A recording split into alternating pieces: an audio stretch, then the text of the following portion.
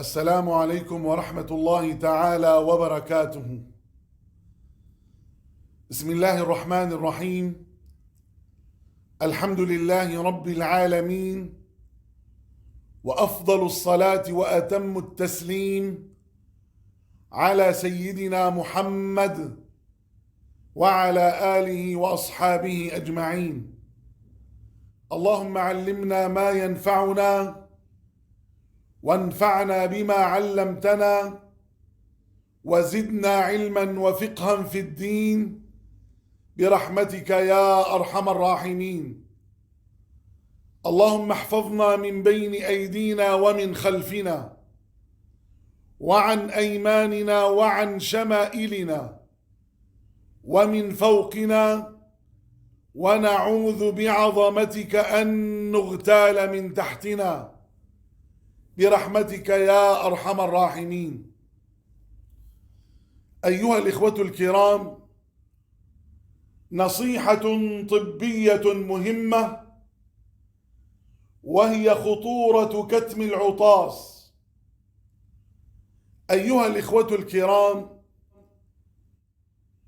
إياكم ثم إياكم ثم إياكم وكتم العطاس.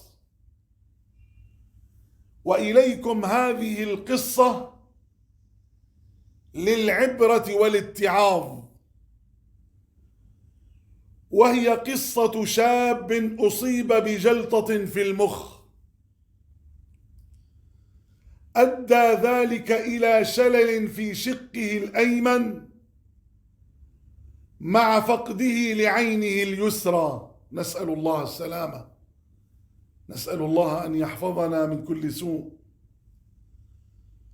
سئل عن سبب ذلك فقال: كنت أصلي في أحد المساجد خلال شهر رمضان المبارك،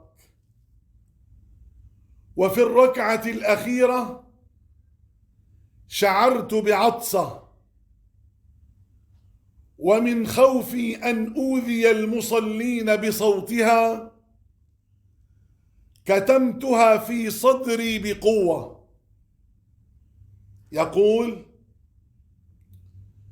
فشعرت بشيء ضرب داخل رأسي، وما هي إلا لحظات وأنا في دعاء الوتر، حتى شعرت بألم شديد في عيني وفي أذني، وشعرت بصداع ودوخة، أسفر ذلك إلى سقوطي على الأرض. يقول: فغبت عن الوعي،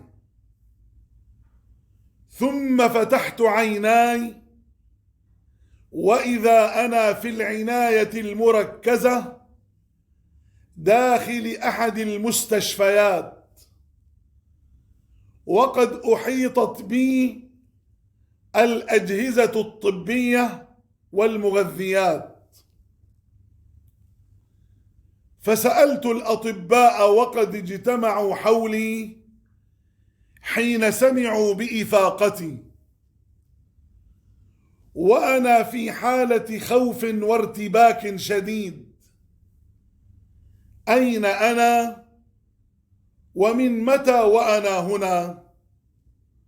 فقالوا: أنت في المستشفى. أما عن متى وأنت هنا،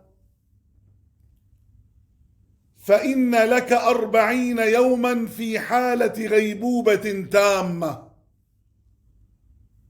فصحت وبكيت وكدت أن أجن. وبعد الأخذ والرد مع كبار الاستشاريين في المخ والأعصاب ونتائج الفحوصات والتحاليل والأشعات الدقيقة، تبين لنا أن سبب ذلك كله هي العطسة التي حبستها قبل 40 يوما. الله الله. أسمعتم أيها الإخوة؟ أسمعتم إلى خطورة كتم العطاس؟ يقول هذا الشاب: وأنا الآن في الهند أتعالج وأتجرع مآسي تلك العطسة، والحمد لله على قضاء الله وقدره. أسأل الله العظيم رب العرش العظيم أن يشفيه وأن يعافيه، وأن يشفينا وأن يعافينا، وأن يشفي وأن يعافي جميع المرضى في مشارق الأرض ومغاربها، شفاء لا يغادر سقما، شفاء لا سقم بعده، برحمتك يا أرحم الراحمين. أيها الإخوة الكرام، هذه القصة تبين لنا خطورة كتم أو حبس العطسة في الصدر، ولذلك جاءت الشريعة السمحاء بحمد الله بعد حدوث العطاس، شكرا لله على السلامة منها لخطورتها وعظم تأثيرها على الجسم. نعم أيها الإخوة، هذه هي السنة. إذا عطس أحدنا أن يقول مباشرة الحمد لله، ولا نشمته إلا بعد أن يقول الحمد لله.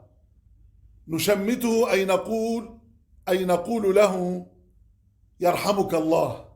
من السنة إذا عطس أحدنا مباشرة أن يقول الحمد لله، ونحن عندها نشمته ونقول له يرحمك الله.